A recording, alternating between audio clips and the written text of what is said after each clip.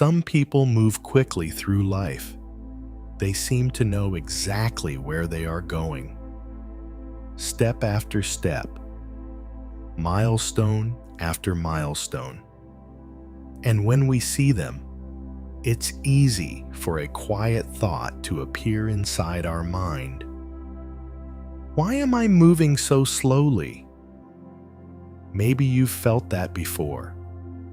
You start something new, but progress takes longer than you expected.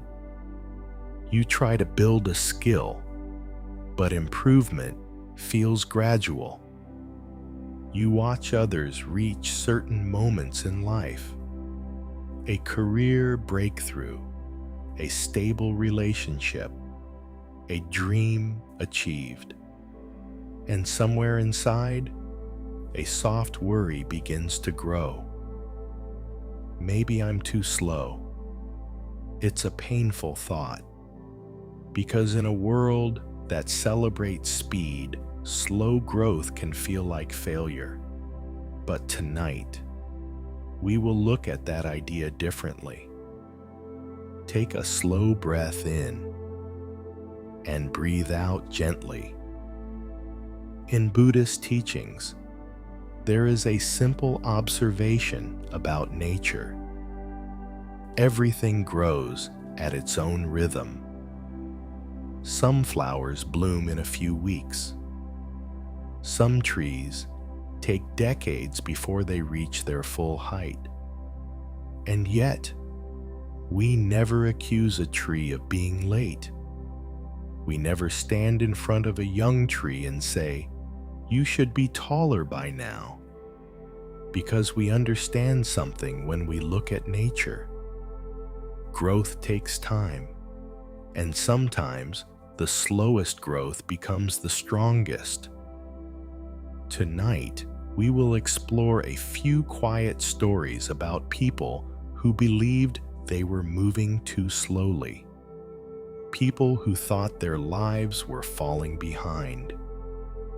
Until one day, they realized something important. Slow growth is still growth. Just like a seed beneath the soil, something important may already be happening inside you, even if the world cannot see it yet. So allow your body to relax. Let your breathing become softer. And as the night grows quiet, we begin with our first story. Story 1. The Bamboo That Waited. There once was a young farmer named Kenji who believed something was wrong with his field. Every morning before sunrise, he walked out to the edge of his land and looked toward a small patch of soil where he had planted bamboo seeds. He had planted them carefully, prepared the soil, watered them daily, protected the ground from weeds. He did everything the instructions had said, but after months, nothing appeared. The soil remained flat and quiet. Meanwhile, in the fields around him, other crops had already begun to grow. Rice sprouted quickly in the nearby paddies. Vegetables pushed their green leaves through the soil within weeks. Even the young trees along the road had grown several inches. But the bamboo field remained empty. Day after day, Kenji watered the soil anyway. Still, nothing. At first, he told himself to be patient. Perhaps bamboo simply takes longer, he thought. But as the seasons passed, patience slowly turned into doubt. Neighbors began noticing his empty field. One afternoon, an older farmer stopped beside the fence. "You planted bamboo there, didn't you?" the man asked. Kenji nodded. "Yes." The man looked at the bare ground and chuckled gently. Maybe the seeds were bad. Kenji forced a small smile. Maybe. But inside, the comment planted a quiet worry. What if the seeds truly were useless? What if all the watering and waiting had been a mistake? Another year passed. Still no bamboo. By now, some people in the village had started making small jokes.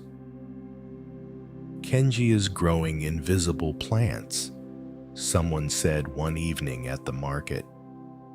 Others laughed kindly, but those words stayed with him longer than he wanted. Late at night, as he lay awake, the thought returned again and again. Maybe I'm wasting my time. After all, the world around him seemed to reward things that grew quickly, crops that sprouted within weeks, trees that rose steadily each year. But his bamboo field looked like nothing was happening at all. One evening, as the sun lowered behind the hills, Kenji sat beside the empty patch of soil, feeling discouraged. He had watered this ground for nearly 3 years. 3 years of effort, 3 years of patience. And still, the field looked exactly the same. As he sat there, an elderly traveler passing through the village stopped near the fence. The traveler carried a small walking stick and wore a wide straw hat. He looked at the field for a moment before speaking. "You seem troubled," the traveler said. Kenji sighed. "I planted bamboo here years ago," he explained, "but nothing has grown." The traveler studied the soil quietly. Then he nodded slowly. "Ah," he said, "that kind of bamboo." Kenji frowned slightly. "What do you mean?" The traveler leaned on the fence. "There is a kind of bamboo that spends many years growing underground before it ever appears above the soil."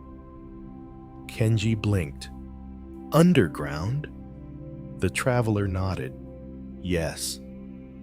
For several years, it builds a network of roots beneath the earth. Strong roots, wide roots. Roots that prepare it for the height it will eventually reach." Kenji looked at the soil again. "But it looks like nothing is happening," he said. The traveler smiled gently. "That is often how the most important growth appears." Kenji sat quietly after the traveler continued down the road. The evening wind moved softly across the empty field, and for the first time, he wondered if something invisible might truly be happening beneath the soil. Perhaps the years of watering had not been wasted. Perhaps the bamboo was simply preparing itself, growing roots, waiting for the right moment. The seasons continued to pass. Spring returned with soft rain. Summer followed with long, warm days. And just as he had done for years, Kenji walked to the bamboo field every morning. At this point, watering the soil had become almost like breathing, a quiet habit. He no longer expected anything dramatic to happen. But something inside him had changed after speaking with the traveler. The thought stayed with him. Perhaps something is happening beneath the surface. And so he continued caring for the soil, not with urgency, but with patience. One early morning, nearly 5 years after planting the bamboo seeds, Kenji stepped into the field with his watering bucket. The sky was pale with the first light of dawn. As he poured water gently onto the soil, something unusual caught his eye. A small green shoot, barely taller than his finger. At first he thought he was imagining it. He knelt down and brushed the soil lightly aside. No, it was real. A thin bamboo sprout had finally broken through the ground. Kenji stared at it quietly. After 5 years of waiting, the bamboo had appeared. He smiled softly, but what happened next surprised him even more. Over the next few weeks, the small shoot began growing quickly. Every morning when Kenji returned to the field, it had grown a little taller. A few inches one day, nearly a foot the next. Soon, other shoots began appearing across the field, and they grew just as quickly. Within a few months, the once empty patch of soil had transformed into a small forest of tall bamboo. The plants rose higher and higher, their slender stalks reaching toward the sky. It was astonishing. For 5 years, nothing had seemed to happen. But once the bamboo finally emerged, it grew faster than anything Kenji had ever seen. One evening, as the sun lowered behind the hills, Kenji stood quietly in the middle of the bamboo grove.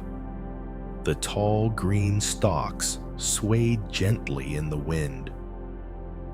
The field that had once been empty was now alive with movement. And suddenly, Kenji understood something.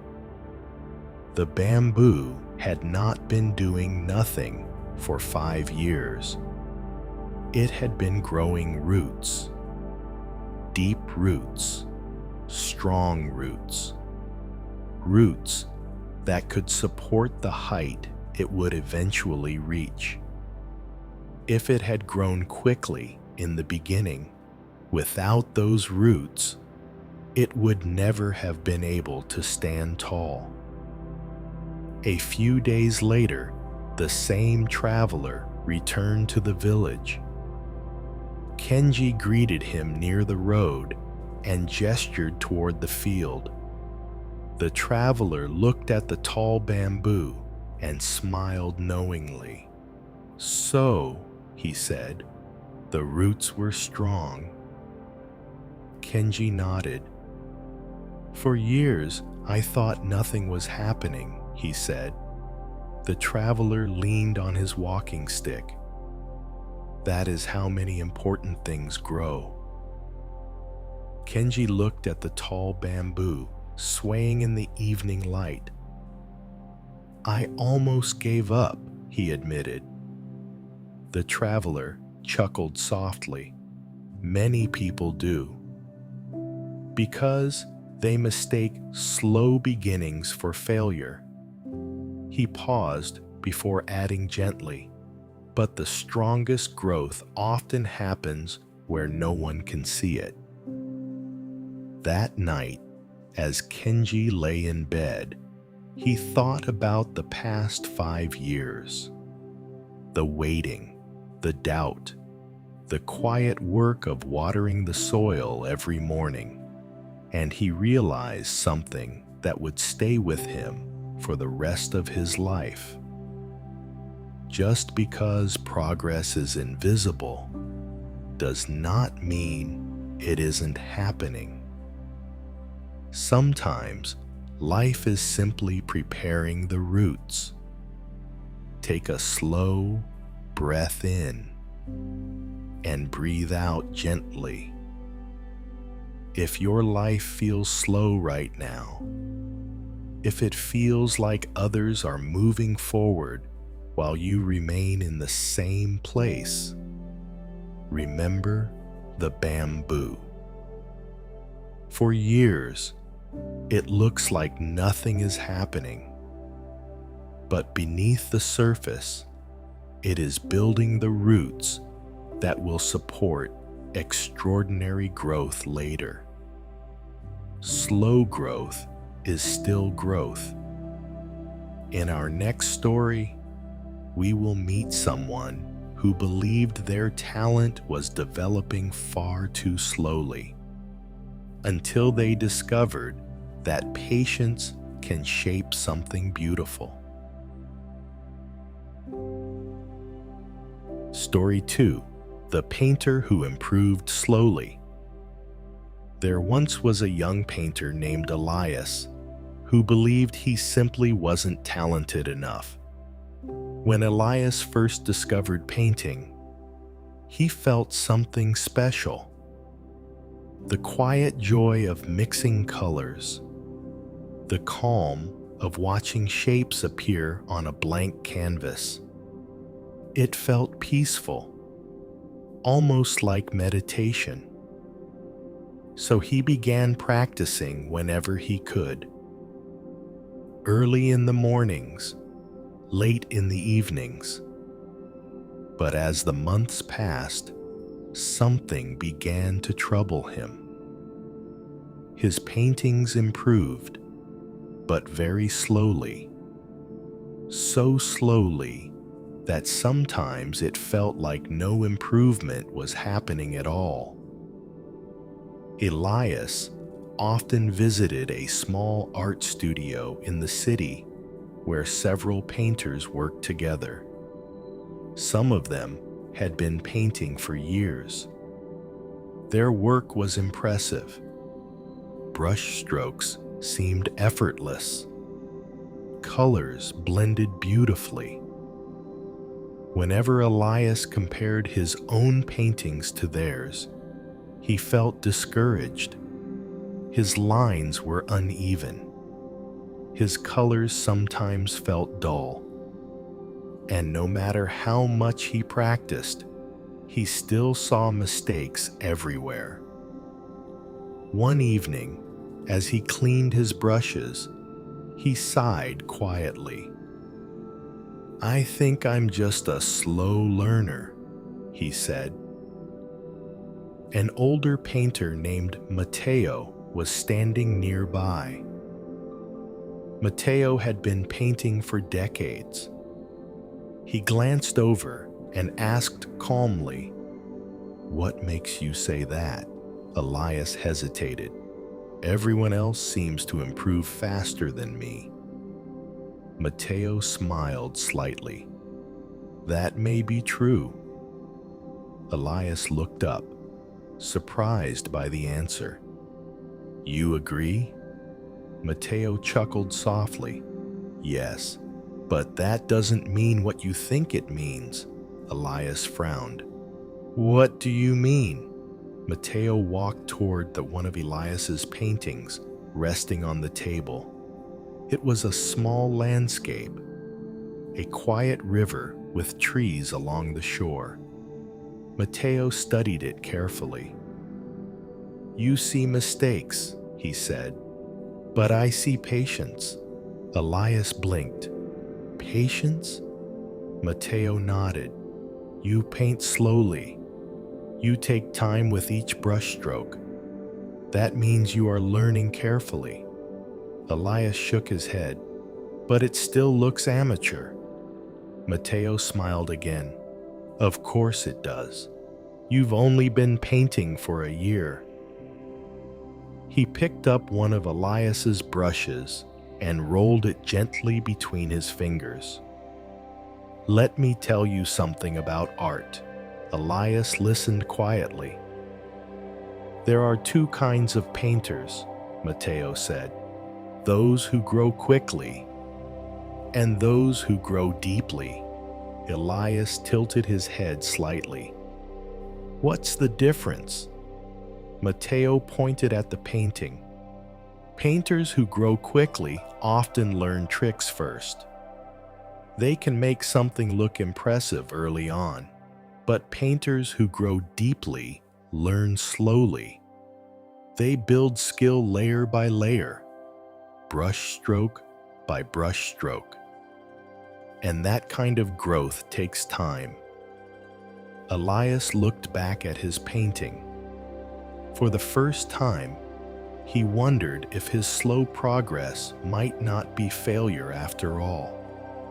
Maybe he was simply learning differently, the way a tree grows slowly but steadily, or the way bamboo builds roots beneath the soil. That night, Elias walked home through quiet streets thinking about Matteo's words. Two kinds of painters, those who grow quickly and those who grow deeply. He realized something surprising. Whenever he painted, he often spent long periods studying small details. The way light touched water, the subtle colors and shadows, things that others sometimes painted quickly without noticing. Maybe those slow observations were shaping his skill in ways he couldn't yet see. The following week passed quietly in the studio. Elias continued painting the same way he always had. Slowly, carefully. While other painters finished entire canvases in a day, Elias sometimes spent hours working on a single section of sky or water. There were moments when doubt still appeared, especially when he looked around the room and saw paintings that seemed more polished, more confident, more complete. But Matteo's words stayed with him. Some painters grow quickly, others grow deeply. So instead of rushing, Elias continued observing, watching how light changed colors throughout the day, studying how shadows soften the edges of objects, learning the quiet language of paint. One afternoon, while searching through a storage cabinet for a clean canvas, Elias accidentally knocked over a stack of old paintings. Several canvases slid across the floor. He knelt down to gather them. As he lifted the first one, he realized it was one of his earliest paintings from nearly a year ago. It was a small landscape of a riverbank. He stared at it for a moment. Then he looked at the painting he had been working on earlier that day. At first, the difference seemed small, but the longer he compared them, the more he noticed. The older painting had stiff brush strokes. The colors felt flat. The trees looked almost rigid, like shapes instead of living things. But the new painting, the water reflected light more naturally. The trees curved gently. The colors blended more smoothly. the improvement wasn't dramatic. It wasn't the kind of transformation that would shock someone at first glance, but it was real, very real. And suddenly, Elias realized something surprising. His progress had been happening so gradually that he simply hadn't noticed it. Like watching the hands of a clock. When you stare at them, they seem motionless. But when you look away and return later, time has clearly moved forward. Mateo noticed Elias standing quietly with the two paintings in his hands. "Something interesting?" he asked. Elias held them up. "This one is from last year," he said, "and this one is from today." Mateo walked closer and studied both canvases. After a moment, he smiled. "Yes," he said, "you see it now." Elias nodded slowly. "The change is small," he said, "but it's there." Mateo leaned against the table. "That's how most real progress works. Slow enough that you don't notice it day by day, but clear when you look back." He pointed at the older painting. "That version of you didn't know what you know now." Elias looked at the brushstrokes again. He could suddenly see dozens of things he would do differently today. "How did I not see this before?" Elias asked quietly. Mateo chuckled. "Because you were too close to the process." He gestured toward the window where afternoon light filled the room. Growth often hides in small changes. The mind wants dramatic improvement, but life usually moves through subtle adjustments. That evening, Elias walked home with a lighter feeling in his chest. For months, he had been measuring his progress by how quickly he improved. But now, he understood something different. Progress did not need to be dramatic to be real. It only needed to continue. Even if the changes were small, even if they were invisible from one day to the next. Over the next year, Elias kept painting. Still slowly, still carefully. And something interesting happened. His paintings developed a quiet depth that others began to notice. The reflections in his water scenes felt calm and natural. The trees in his landscapes had a sense of life and movement. One day, a visitor in the studio stopped in front of one of his paintings for a long time. "This one feels peaceful," the visitor said. "What made you paint it this way?" Elias thought for a moment before answering. "I took my time." The visitor smiled. "It shows." That night, Elias sat by the window in his apartment with a small sketchbook on his lap. He flipped through pages filled with drawings from the past 2 years. Some were rough, some were awkward, but each one was a step. Each one had taught him something. And suddenly, the slow pace that once discouraged him now felt meaningful, because it meant he had been paying attention, learning carefully, growing layer by layer. Just like Mateo had said, take a slow breath in and breathe out gently. If your progress feels slow right now, remember Elias.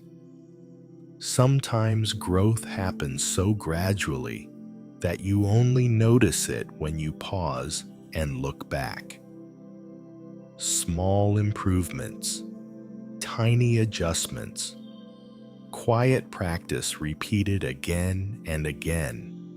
Slow growth is still growth. In the next story, we will meet someone who needed more time than others to understand certain lessons in school, and how that extra time eventually became one of their greatest strengths. Story 3: The Student Who Needed More Time. There once was a student named Arjun who believed his mind worked more slowly than everyone else's. He had felt this way since he was very young. In school, lessons seemed to move quickly. Teachers explained ideas once or twice, and many of the other students appeared to understand immediately. They raised their hands confidently, answered questions with ease, finished assignments before the bell rang. But Arjun often needed more time. When a new concept was introduced, he listened carefully. He tried to follow every word, yet the understanding did not arrive instantly. Instead, it came slowly, sometimes hours later, sometimes the next day, sometimes after repeating the same idea many times in his mind. At first, this difference only made him slightly uncomfortable, but as the years passed, the feeling grew heavier. Tests returned with lower grades. Classmates began finishing their work while he was still halfway through. One afternoon, during a mathematics lesson, the teacher wrote a complex problem across the board. "Who would like to solve this?" she asked. Several hands shot into the air immediately. Arjun looked at the numbers and symbols, trying to understand the pattern. But his mind was still processing the first step, while others had already reached the answer. Within minutes, another student solved the problem in front of the class. The room filled with quiet admiration. Arjun lowered his eyes to his notebook.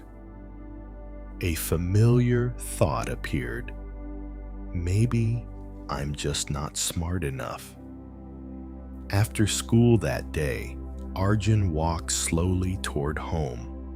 The streets were calm.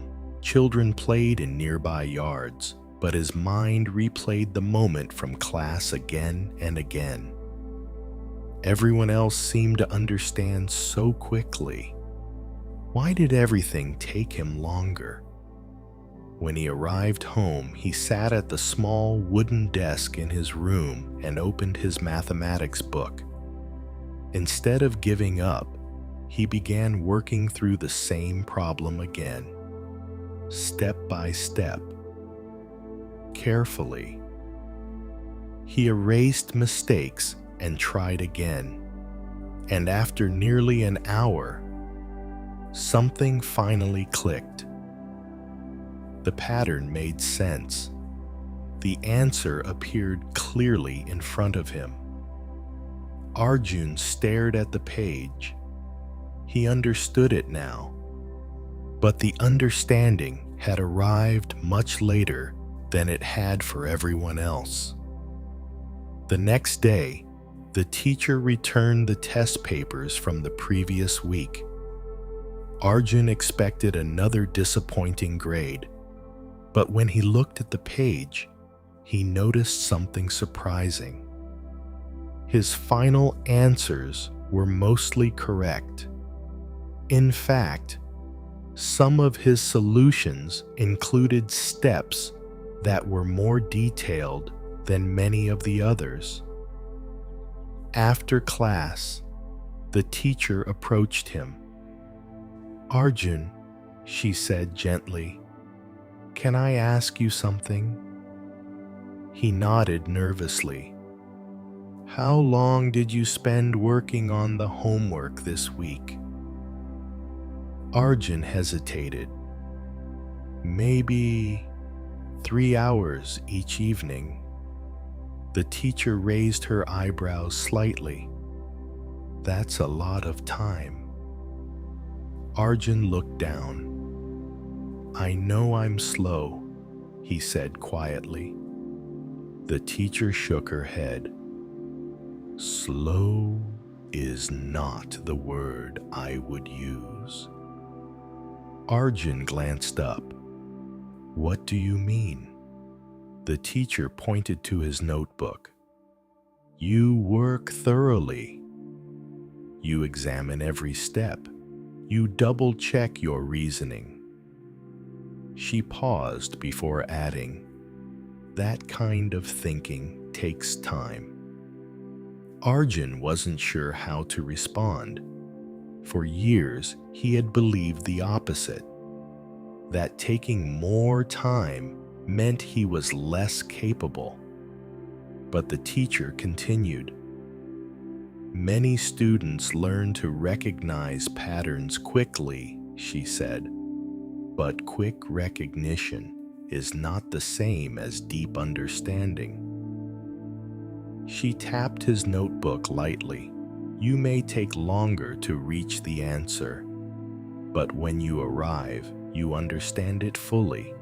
Arjun looked back at the detailed steps he had written across the page. Perhaps his mind wasn't broken. Perhaps it simply moved differently.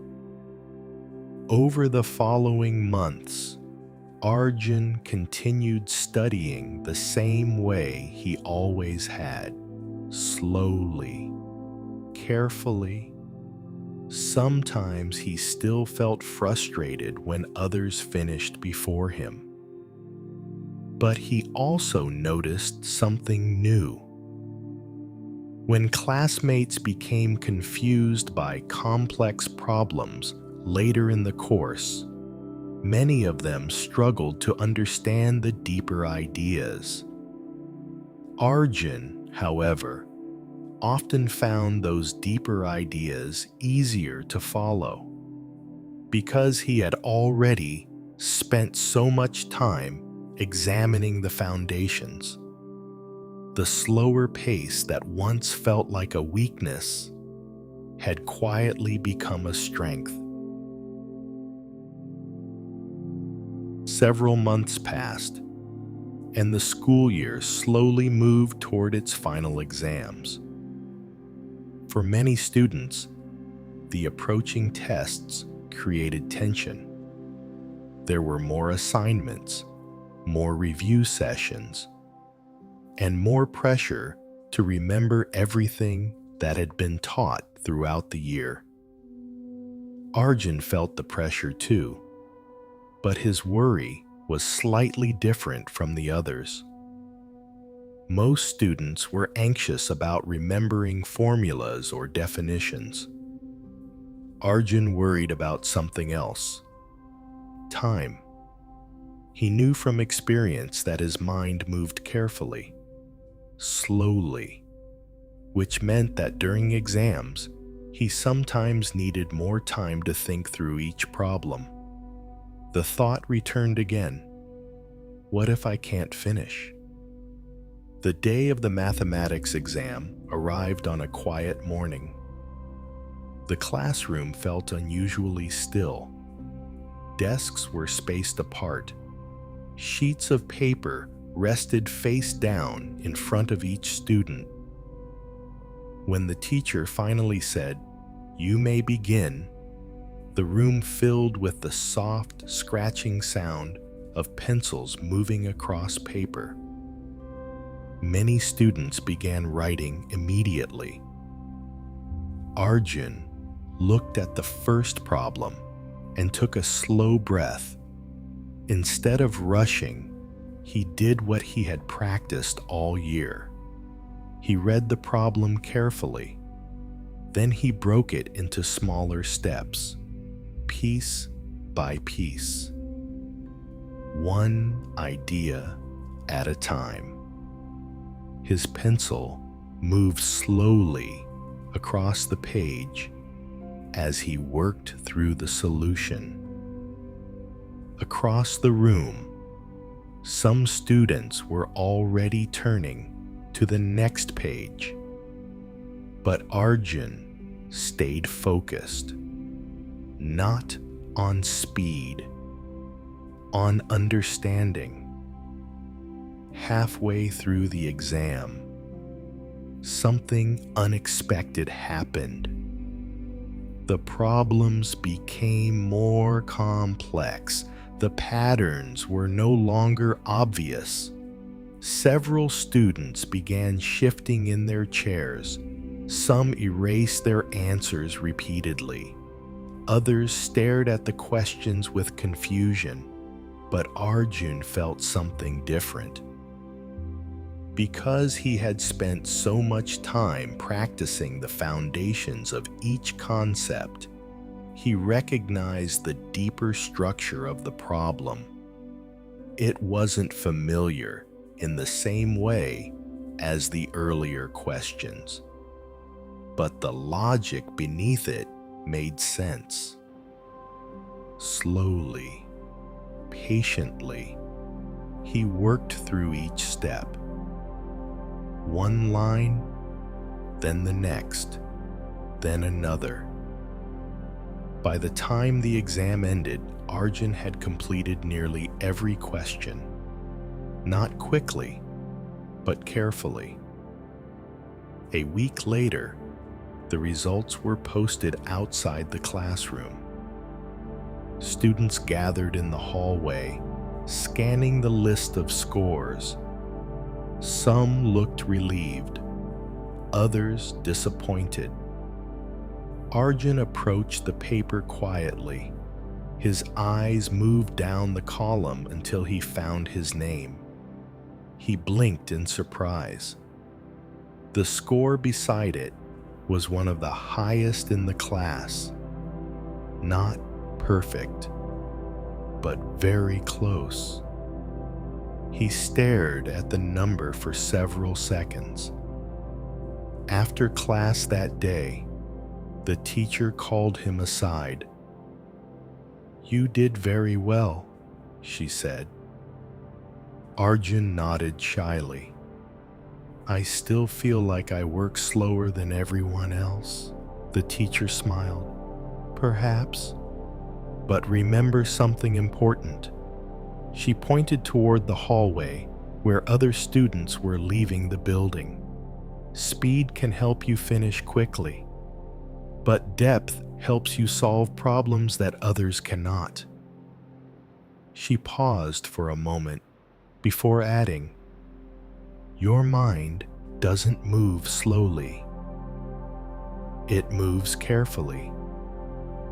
That evening, Arjun walked home along the same quiet street he had taken many times before.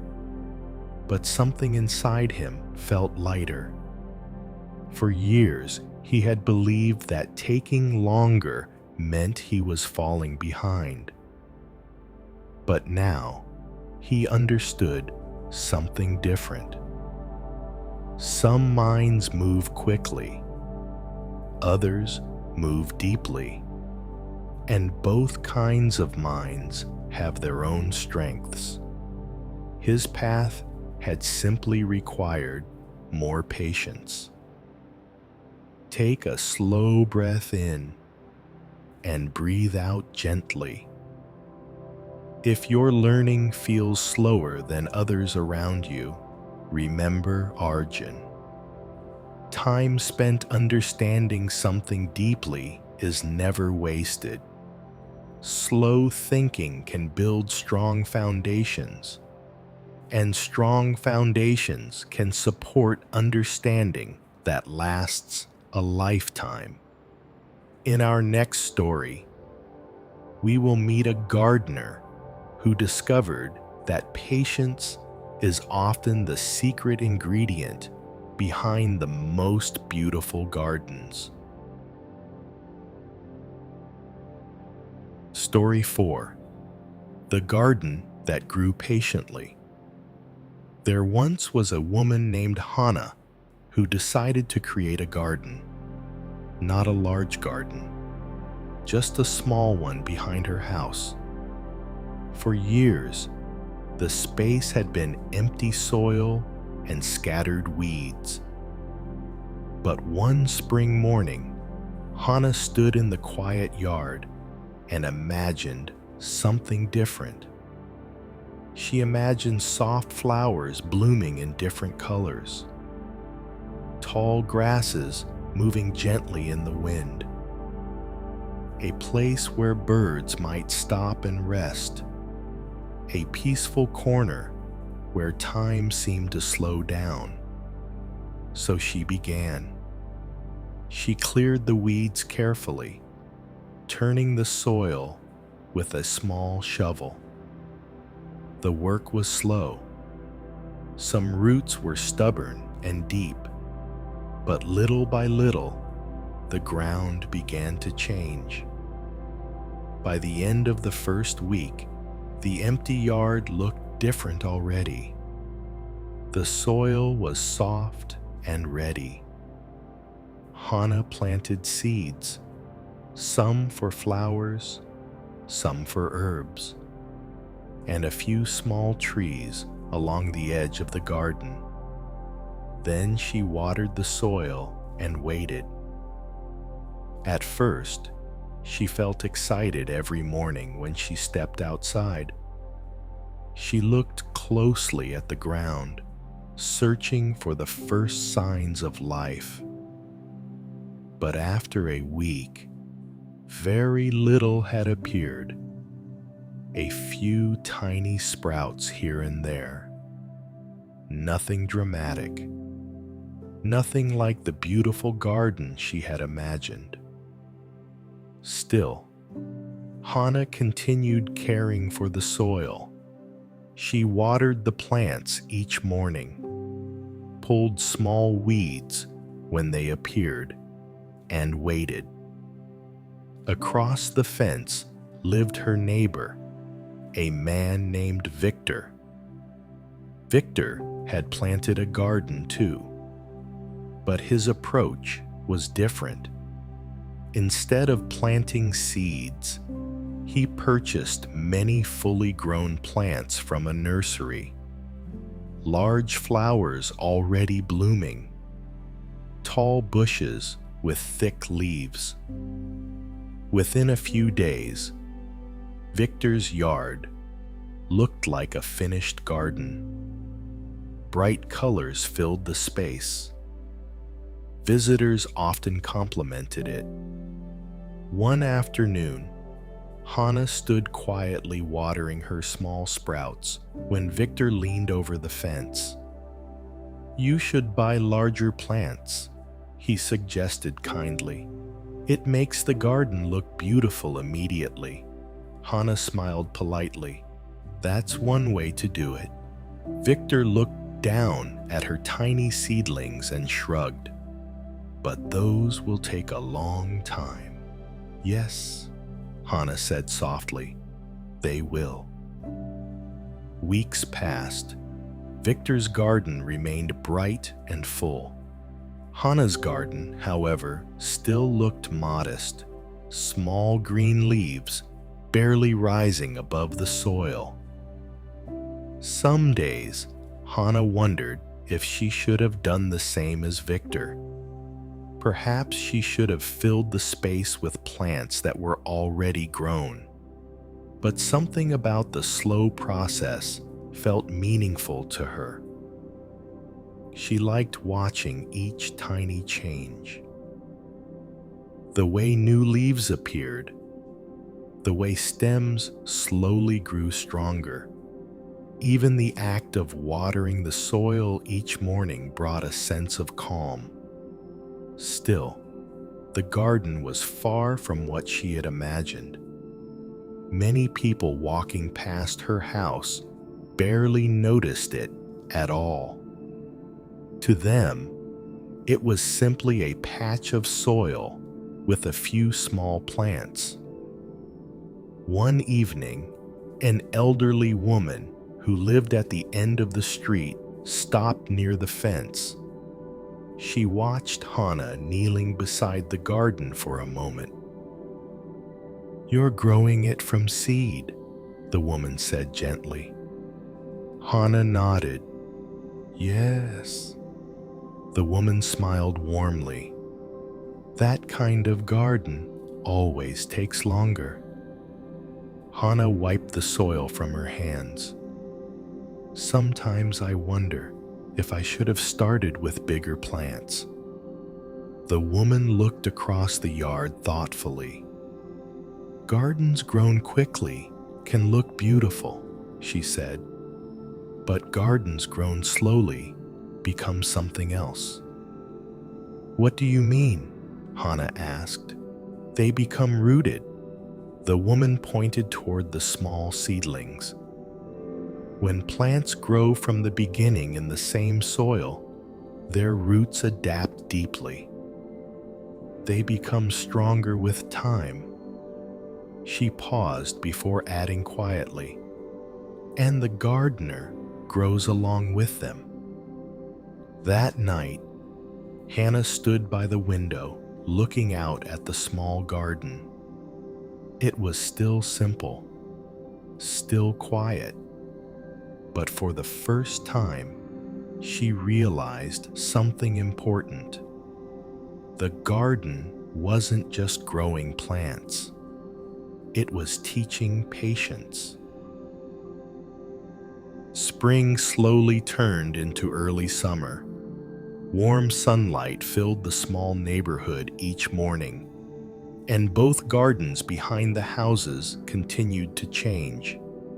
Victor's garden still looked impressive. The flowers he had bought from the nursery were tall and colorful. Bright reds, deep purples, soft yellows. They filled the space with vibrant color. Visitors often stopped at the fence and complimented it. "Your garden looks wonderful," someone said one afternoon. Victor smiled proudly. "It was a lot of work," he replied. Across the fence, Hannah's garden looked very different. Her plants were still small. Some flowers had just begun to form their first buds. Most of the garden was still green leaves and slender stems. From a distance, it did not look particularly remarkable. Many people walking by barely noticed it. And yet, every morning, Hannah continued the same quiet routine. She watered the soil, checked the leaves for insects, removed weeds carefully from between the growing plants, and slowly, almost imperceptibly, the garden continued to develop. One afternoon, a strong summer storm arrived unexpectedly. Dark clouds moved across the sky, and the wind grew powerful. Rain fell heavily for several hours. Branches shook. Loose leaves scattered across the ground. Both Hannah and Victor watched the storm from their windows. When the rain finally stopped, the neighborhood was quiet again. But the gardens looked different. Several of Victor's tall flowers had fallen over. Some bushes leaned awkwardly where their roots had not yet fully settled into the soil. The plants were beautiful when they were first placed in the ground, but many of them had shallow roots. The storm had simply been stronger than their foundation. The next morning, Victor stepped outside and sighed when he saw the damage. He began trying to straighten the fallen plants. Some could be supported with small stakes. Others had broken stems and could not be saved. Meanwhile, Hannah walked slowly into her own garden. The storm had scattered a few leaves across the soil, but most of her plants remained standing. They were still small, still growing slowly, but because they had begun from seeds and adapted to the soil from the beginning, their roots were already strong and steady. They bent slightly during the wind, but they did not break. Hannah knelt beside one of the flower beds and gently brushed the soil around a young plant. A small purple flower had opened during the night. Its petals were delicate but vibrant. Hannah smiled softly. Later that day, Victor approached the fence between their yards. "I think I rushed my garden," he said. Hannah looked up from her watering can. "Your garden is still beautiful," she replied kindly. "Yes," Victor said, "but I see something now." He pointed toward her small plants. "Those may be smaller now, but they look stronger." Hannah followed his gaze across the garden. The leaves moved gently in the breeze. "I suppose growing slowly helped them settle into the soil," she said. Victor nodded thoughtfully. "Sometimes I forget that the things which grow fastest aren't always the strongest." Over the following weeks, Hannah's garden continued its quiet transformation. The first flowers began to bloom, small at first.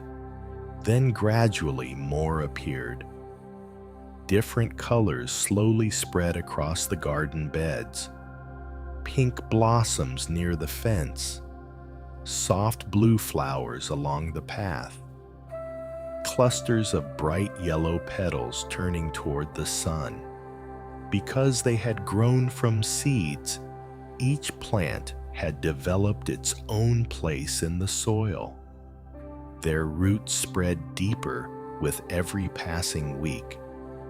And as summer progressed, the once modest garden began to feel alive, not in a sudden way, but in a slow, natural unfolding.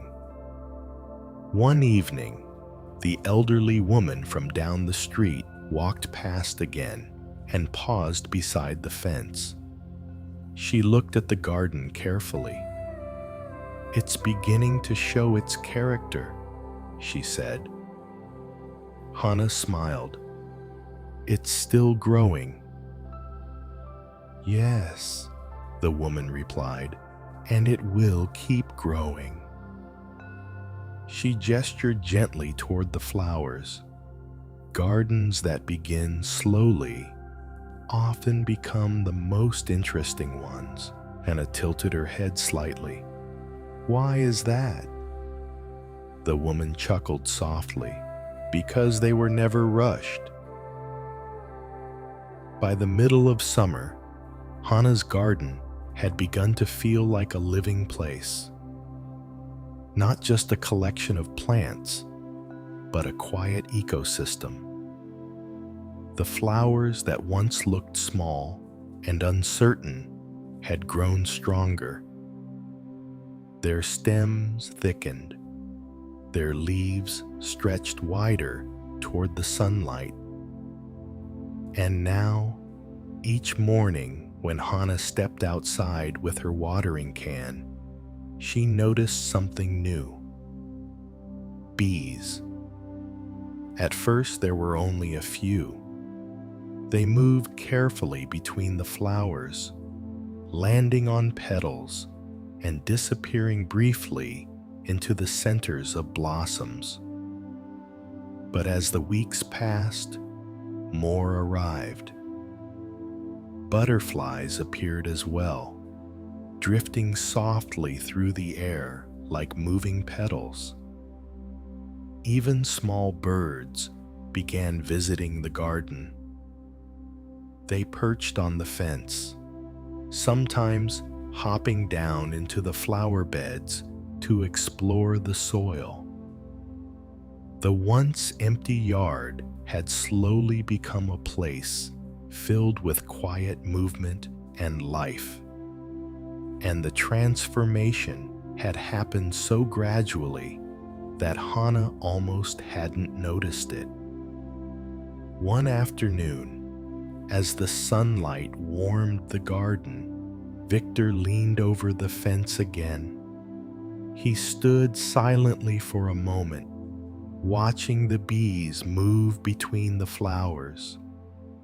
"There are so many insects here," he said. Hannah smiled. "Yes, they arrived little by little." Victor nodded thoughtfully.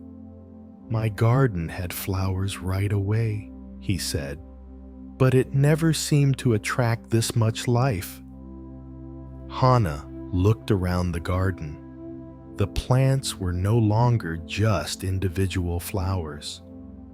They had grown together into a natural rhythm, different heights, different shapes, different blooming times.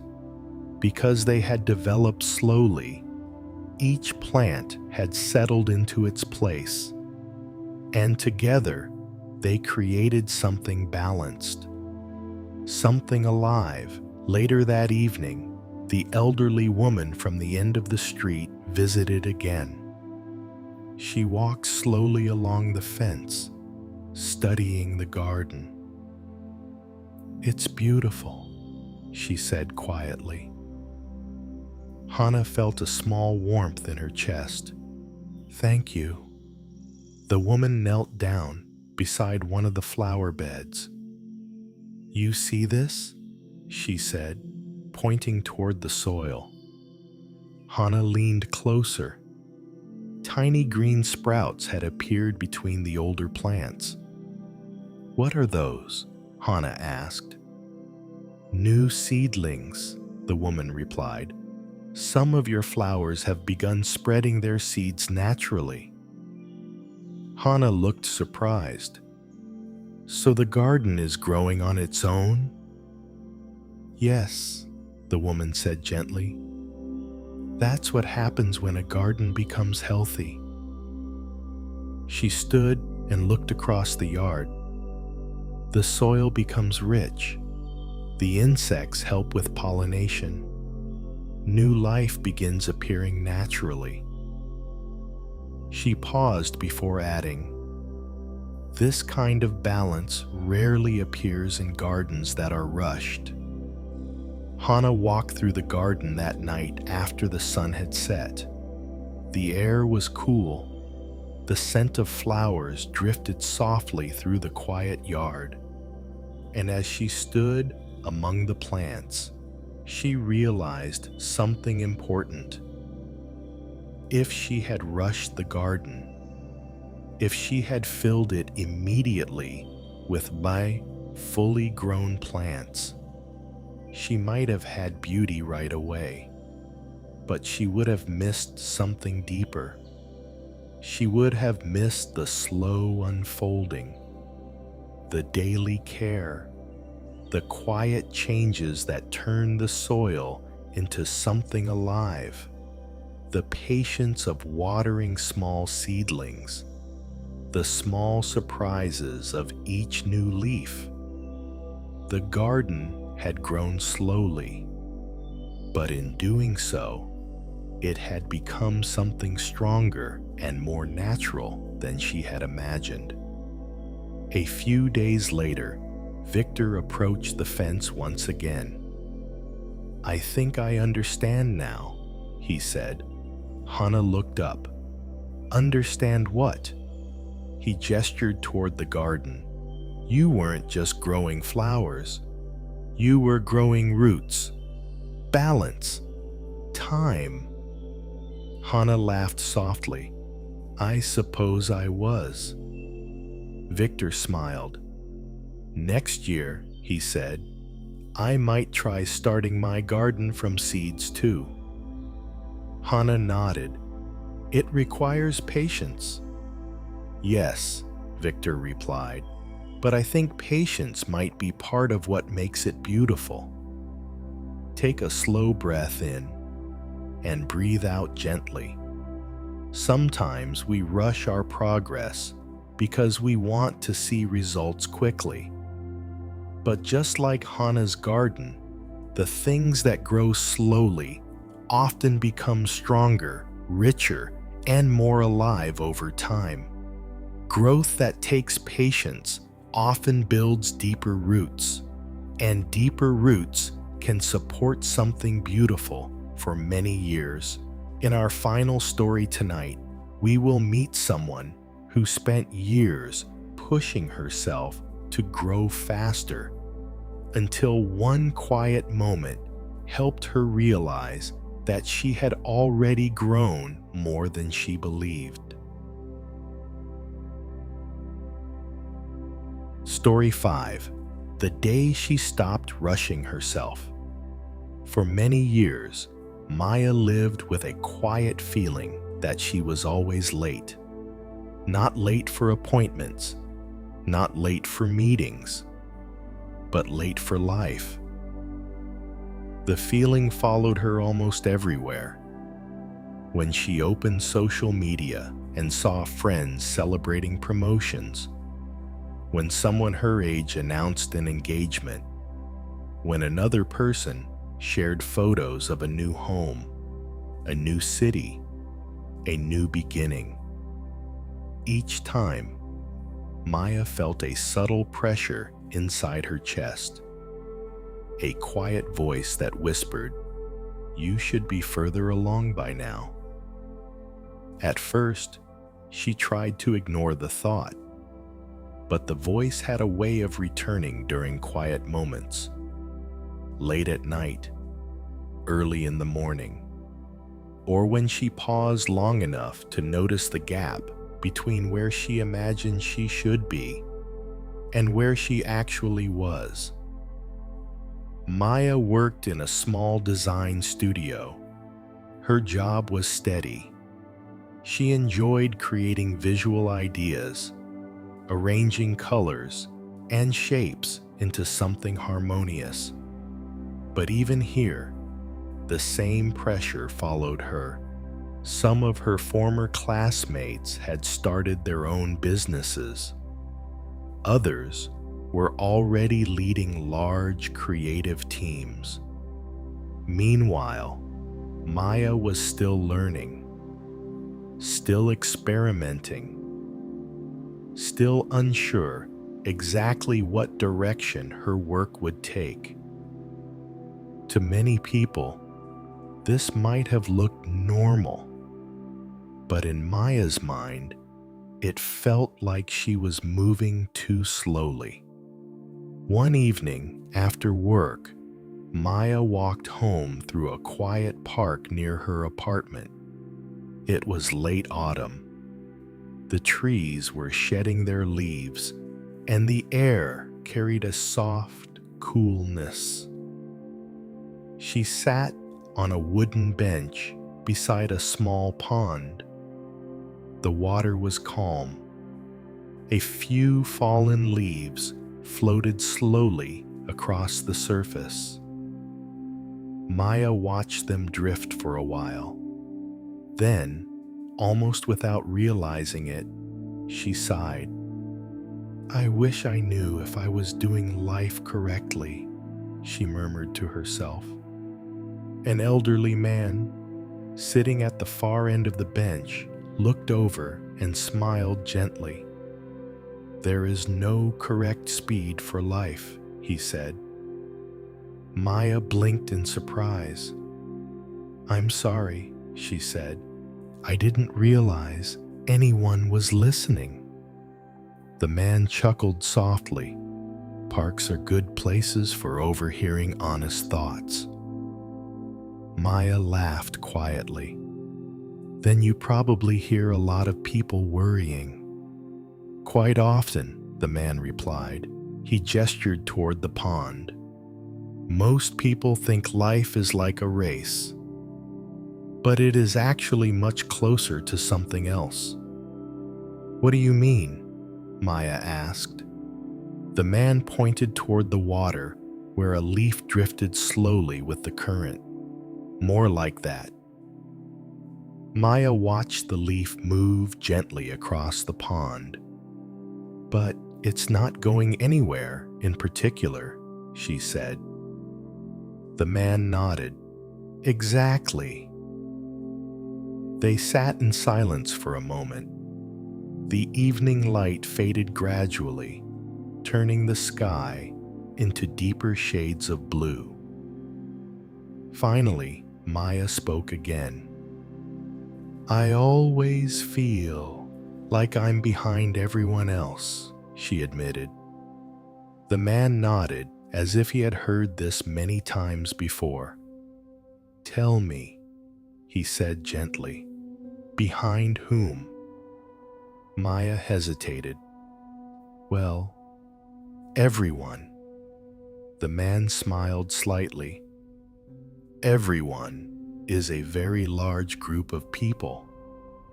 Maya laughed. "I suppose that's true. But when I look around," she continued, "it seems like others already know where they're going." The man looked toward the quiet pond again. "You are seeing the middle of their stories," he said, "not the beginning." Maya tilted her head. "What do you mean?" "When we compare ourselves to others," he explained, "we rarely compare the same chapters. Sometimes we are on chapter 3, while someone else is on chapter 10. He turned back toward her. "But that doesn't mean the story is behind. It simply means it is still unfolding." Maya watched the last light of the evening fade across the pond. Something about the man's words felt calm, as if the pressure she had been carrying might not be as necessary as she believed. For years, she had been measuring her life by speed, but perhaps speed was never the point. The next morning, Maya arrived at the design studio a little earlier than usual. The office was quiet at that hour. Soft sunlight slipped through the tall windows, touching the empty desks and the sketchboards resting along the walls. Maya placed her bag down and opened her laptop. She had an assignment to finish, a branding concept for a small local cafe that was preparing to reopen. The project had been sitting on her desk for several days, not because she was avoiding it, but because she had been searching for the right idea. Sometimes, creativity arrived quickly, but other times, it required patience. That morning, Maya decided not to rush herself. She made a cup of tea and sat quietly with her sketchbook. Instead of forcing ideas, she simply began drawing small shapes and color combinations, lines, curves, different arrangements of letters. The process felt slow, but calm. About an hour later, her co-worker Daniel arrived. He glanced at the sketches scattered across her desk. "You started early," he said. Maya smiled. "I needed time to think." Daniel studied the sketches more closely. "These look good," he said. "Really?" Maya asked. "Yes," he replied. "You always notice details other people miss." Maya tilted her head slightly. "What kind of details?" Daniel pointed to one of the sketches. "The spacing between the letters," he said. "It makes the design feel balanced." He moved to another page. "And the color choice here. It's subtle, but it creates a calm feeling." Maya looked at the drawings again. To her, they still looked like unfinished ideas, but Daniel seemed to see something else. "You've gotten much better over the past couple of years," he added casually. Maya blinked. "I have?" Daniel nodded. "You used to rush your designs. Now you take your time?" He shrugged. "It shows." After Daniel walked away, Maya remained seated at her desk for a long moment. His words stayed with her. "You've gotten much better." She hadn't noticed, because the changes had been gradual. One small improvement after another. A better understanding of color, a more natural sense of balance, the ability to see how small adjustments could change the feeling of an entire design. None of these things had appeared overnight. They had developed slowly, quietly, through years of practice. Later that afternoon, the studio's creative director stopped by Maya's desk to review the cafe project. She studied the sketches carefully. "These feel thoughtful," she said. "What made you approach the design this way?" Maya hesitated for a moment. "I slowed down," she replied. The director nodded. "That's often the difference between an average design and a good one." She pointed at the sketch again. "You allowed the idea to develop." She smiled before moving on to the next desk. That evening, as Maya walked home, she passed the same park where she had sat the night before. The pond reflected the soft orange glow of the setting sun. She paused on the same bench. The elderly man was not there this time, but his words returned to her mind. Sometimes we are simply on a different chapter. Maya looked across the water and thought about the past few years. All the projects she had worked on, all the mistakes she had learned from, all the small improvements she had barely noticed while they were happening. Perhaps she had been growing all along, just slowly. A few days later, Maya returned to the park again after work. The habit had formed quietly. Whenever her mind felt crowded with thoughts about the future, she found herself drawn back to that small pond. It had become a place where things felt slower, clearer. The evening air was cool, and the trees around the water moved gently in the wind. Maya sat on the same wooden bench and watched the surface of the pond. A few ducks drifted across the water. Their movement was unhurried. They simply followed the quiet current. For a moment, Maya noticed something about the scene. Nothing here seemed to be rushing. The trees were not trying to grow faster. The water was not trying to reach the far side of the pond immediately. Even the fading sunlight seemed to move slowly across the sky, and yet everything continued moving forward. She thought about the past few years of her life, how often she had told herself the same story. You're moving too slowly. But now, sitting beside the quiet pond, that thought felt different.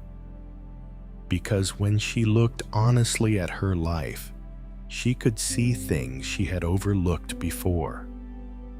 She had learned new skills, improved her craft, built friendships with people who supported her, and gradually, without noticing it day by day, she had become more confident in the work she created.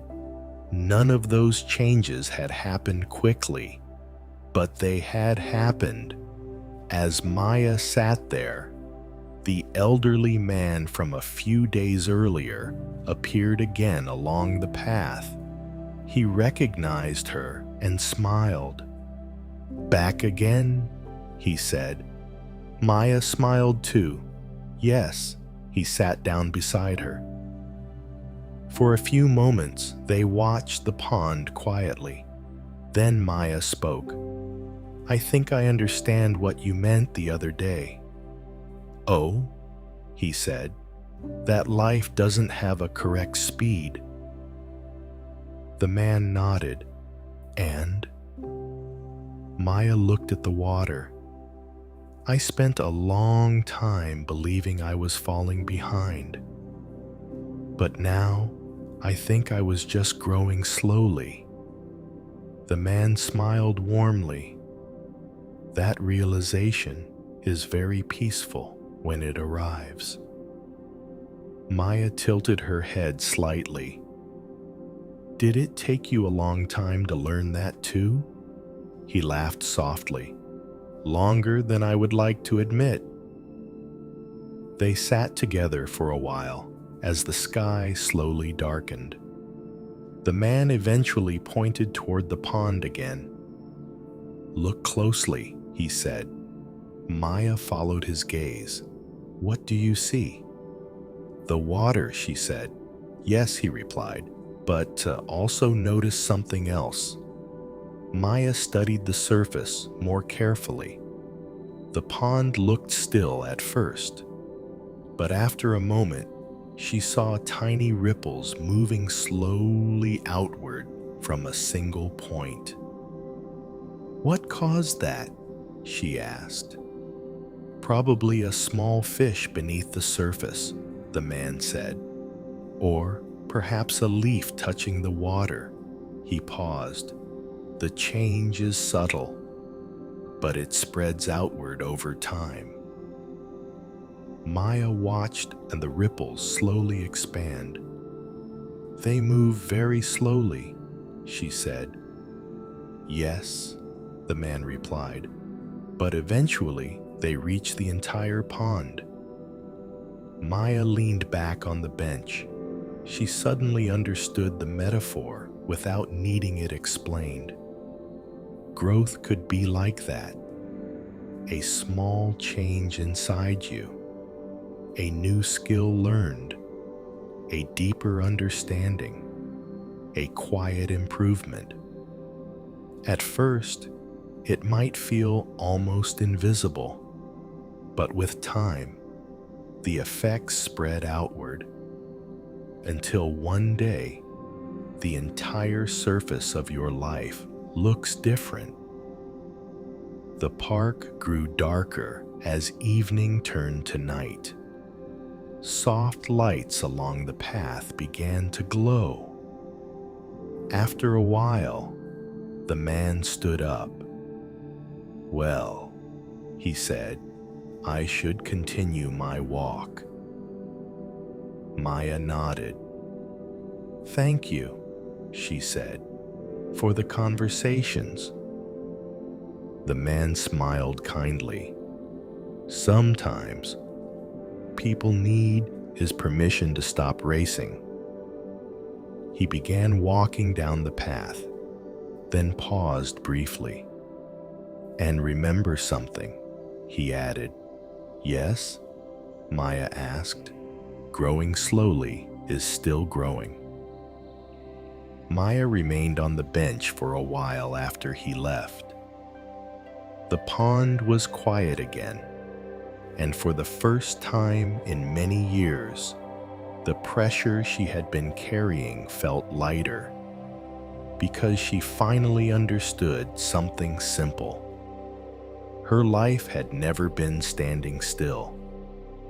It had been moving forward the entire time, just slowly, just quietly, just like the ripples on the water. Take a slow breath in and breathe out gently. If your progress sometimes feels slow, remember that growth does not always announce itself loudly. Sometimes it happens quietly beneath the surface, and only later do we realize how far those small changes have carried us. Next, we will move into the ending, where we gather the quiet lessons from all the stories tonight and gently guide the mind toward rest. Just allow yourself to relax and let the night grow calm. Now, the night has grown quiet. The stories have slowly come to rest, like leaves settling on still water. And perhaps, as you lie here listening, a gentle realization has begun to form. Growth does not always look dramatic. Most of the time, it happens quietly. So quietly that we often miss it while it is happening. Tonight, we met several people who believed they were moving too slowly. Kenji, who waited years for the bamboo to appear. Elias, who thought his painting skills were improving far too gradually. Arjun, whose mind needed more time to understand. Hana, whose garden grew patiently from seeds. And Maya, who finally stopped rushing herself. Each of them believed the same thing at first, that slow progress meant failure.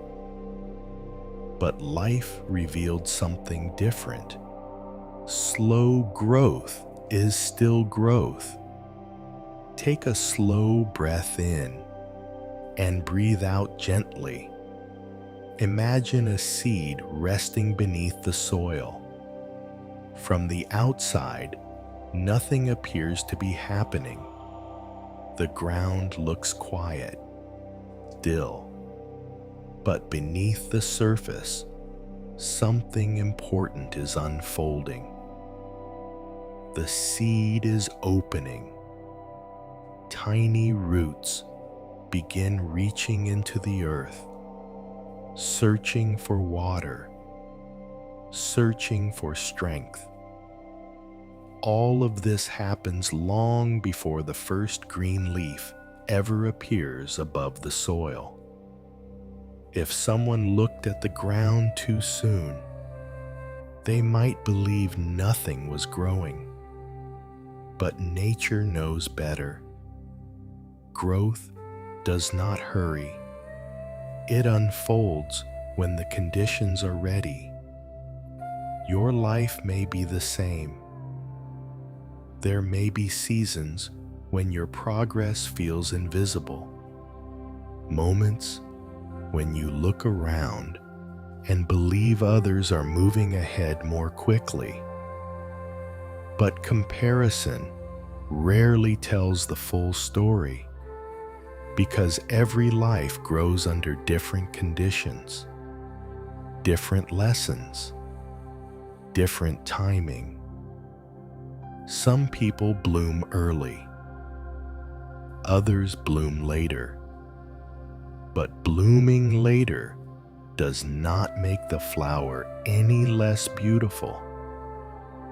Now allow your breathing to become slower, gentler. Feel your body resting against the surface beneath you. Let your shoulders soften. Let the muscles in your face relax. And imagine yourself walking through a quiet garden at night.